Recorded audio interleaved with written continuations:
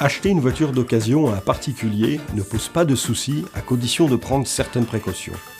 Lorsque vous avez trouvé une voiture qui correspond à vos besoins et à votre budget, il faut vérifier son prix en le comparant avec d'autres annonces. Un prix anormalement bas est suspect. Une fois la démarche lancée, lors du premier contact téléphonique avec le vendeur, c'est le moment de poser des questions plus précises sur la voiture. Est-ce que le kilométrage a beaucoup évolué depuis la publication de l'annonce ? La voiture est-elle une première main ? Qui la conduit ? Pour quel type de trajet ? Quelles sont les options ? Y a-t-il des frais à prévoir ? Etc. etc. Demandez également au vendeur de préparer les factures et différents papiers qu'il faudra contrôler lors de la rencontre. Sur les factures, vérifiez le suivi logique du kilométrage et comparez-le avec celui apposé sur les étiquettes d'intervention, parfois collées sous le capot moteur. Regardez la validité du contrôle technique, il doit avoir moins de 6 mois, et lisez bien ce que mentionne le rapport, notamment au niveau des défauts non soumis à contre-visite. En effet, des frais supplémentaires peuvent être à prévoir. Enfin, vérifiez la présence du certificat de non-gage. Une fois le côté administratif réglé, il faut passer au contrôle de la voiture. Elle doit obligatoirement être garée dehors, à la lumière du jour. En effet, la lumière artificielle atténue les défauts de la carrosserie. Faites le tour de la voiture.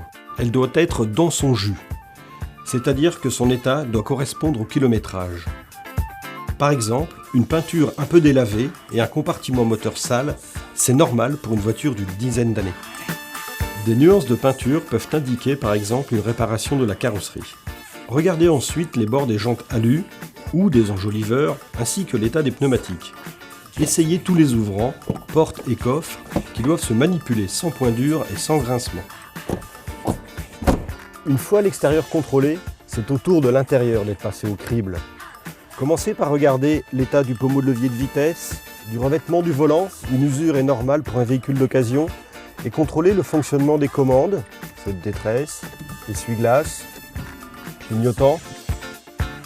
Contrôlez également que les ceintures de sécurité s'enroulent correctement.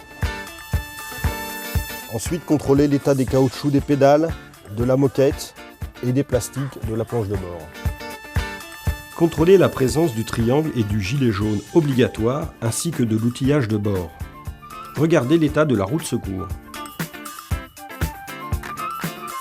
Enfin, l'essai routier sera la dernière étape avant de conclure. Il ne faut jamais acheter une voiture sans l'avoir essayée. Lors de l'essai routier, le principal c'est de regarder que toutes les vitesses passent correctement, que la voiture n'émet pas de bruits anormaux ou qui semblent suspects. On peut également tester la tenue de cap. Par exemple, en regardant bien que l'environnement s'y prête, on peut lâcher le volant et voir que la voiture ne tire pas à droite ni à gauche. On répète la même opération en freinant. On regarde que la voiture s'arrête bien en ligne droite et on redémarre tout en écoutant les bruits suspects. L'essai routier, c'est aussi le moyen de contrôler l'état des cardans.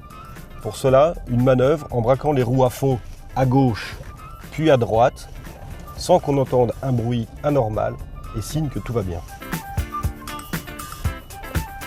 Une fois l'affaire conclue, pensez à demander au vendeur tous les codes d'identification nécessaires, comme celui de l'autoradio ou celui pour refaire les clés. Enfin, pensez à prévenir votre assurance pour être en règle au moment de prendre le volant de votre nouvelle voiture.